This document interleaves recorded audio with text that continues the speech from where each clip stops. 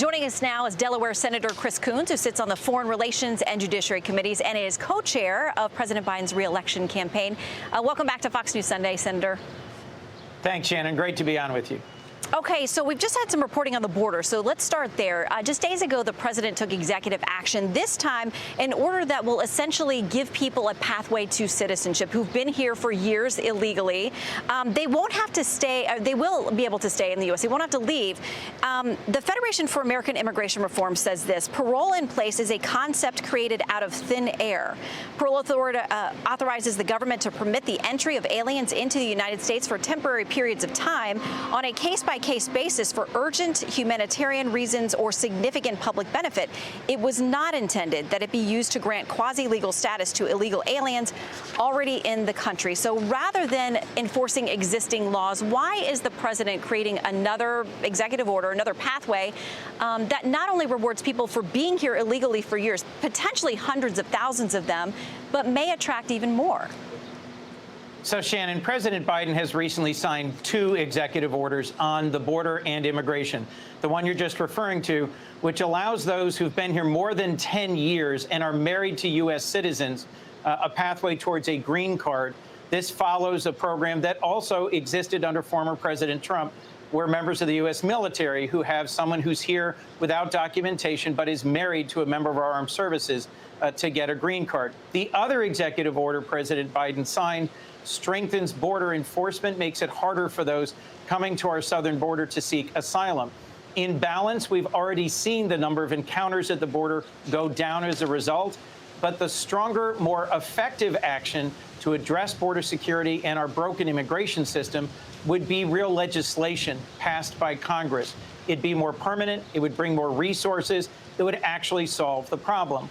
And my friend, conservative Republican Senator James Lankford, and several others, Senators Murphy and Sinema, put forward a bipartisan deal that would have done that a few months ago. It wasn't signed into law only because former President Trump campaigned heavily against it the day before we took it up. The former president wants an issue for the election. President Biden is trying to solve this problem for our country. But you know, in him, first of all, Republicans had a number of objections to what they saw coming out of that bipartisan negotiation, and they likely would not, many of them, have voted for it anyway. But you've also got the president coming in on day one. We've talked about this, repealing numerous executive orders, some of them paralleling what he's doing now, trying to fix the situation. I mean, our new Fox polling shows that 63% of people disapprove of how he's doing on immigration. When they are asked head-to-head with President Trump, they give President Trump a 9-point advantage on that. We are seeing record numbers of people showing up. We've got reporting on crimes involving rapes, murders, kidnappings, all kinds of things that wouldn't have happened absent people being in this country illegally so they could commit those crimes. I want to play something from Democrat Westmore. He's the governor of Maryland. One of his constituents, Rachel Morin, was killed. The suspect, she's a mother of 5, is somebody who came here illegally. That's got to play out, but here's what he's saying in the meantime. I'm infuriated. And our state is still mourning. When people think about the border crisis and they think that this is only impacting a handful of states, you know, Harford County in our state, where this brutal murder happened, is 1,800 miles away from the border. And yet every state now is a border state. How does the buck not stop with the president on this issue? Well, Shannon, President Biden, in his State of the Union address this year, extended his hand to former President Trump and said, instead of blocking legislation, instead of campaigning against legislation that I believe would have passed if it had gotten to the floor, work with me. Let's solve this problem. Let's put down the tools and find a lasting solution. There was a bipartisan solution ready for us to take it up and pass. But it would not have stopped these people who are in a number of these recent cases. On both sides, Shannon, that they were ready to vote for that deal after months of hard work, crafting a real bipartisan solution. It still would have allowed thousands of people into this country, whether they showed up and were just let in because of detention issues, which, you know, we know there are empty ICE beds. We know that there are problems with funding, but also the CBP One app would have allowed a lot of these folks in. So when we talk about these recent crimes, and gosh, we've had a list, they are tragic. Nobody wants them to happen, but Correct. That legislation would not have stopped those people from coming into this country. You can't assume that every person seeking asylum in this country is going to commit a crime, Shannon. Correct. It only matters that it's one. I mean, when it's an American life. What's your question, Shannon? Well, the question is, and we know the vast majority of people coming here are simply seeking a better life or asylum from a dangerous situation at home. But because the situation has become so porous at the border, it does allow for bad actors. And whether it's 5 or 10 or 15, these are American lives that have been devastated because of them being able to manipulate and leverage the system as it now exists. I agree. Shannon, we need to get control of our border.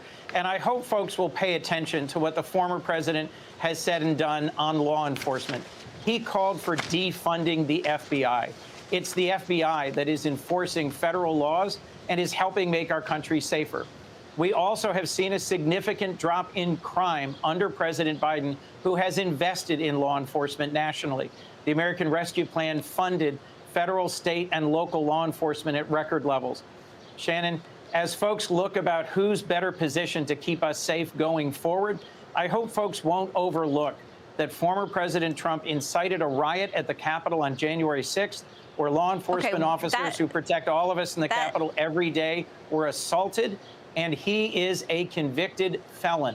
I think that stands in sharp contrast to President Biden's defense of the rule of law and the agenda he's putting forward to strengthen our law enforcement and our border security. Okay, and that is a whole nother show. And listen, we're going to get to some of that later because we are talking about cases here at the Supreme Court that involve January 6th defendants, who I think most good people out there think if you assault a law enforcement officer, that's a crime.